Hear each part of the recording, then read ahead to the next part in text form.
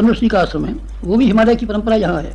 यह है यहाँ पंच प्रयाग थे इसी में, हिमालय में 4 काशियाँ हैं इस हिमालय में, 5 सरोवर हैं इस हिमालय में, 4 धाम हैं। 4 धाम कौन से? बद्रीनाथ, केदारनाथ, गंगोत्री, यमुनोत्री, 4 धाम भी इसी में रहते हैं।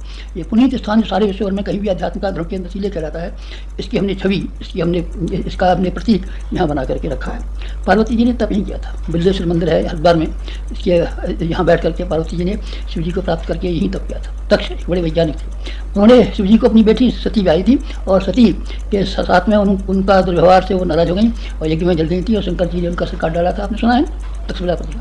वो दक्ष भी यही रहते थे। कहाँ? ये ऋषियों की परंपरा है, ऋषियों की परंपरा है। भगवान शंकर को यहाँ आना पड़ा, वीरभद्र को यहाँ लाना पड़ा, और उनके खून के सती के टुकड़े करके उन्होंने सारे विष्णु में फेंक दिया, वहीं शक्तिपीठ में बनी। ये यही का स्थान है, ये देवात्मा हिमालय है। देवात्मा हिमालय है जहाँ हम बैठे हैं और जहाँ हम रहते हैं, जहाँ आपको बुलाते हैं, यही का स्थान है। हमें हिमालय पर बुलाया गया है हमारे गुरु ने बैटरी चार्ज करने के लिए।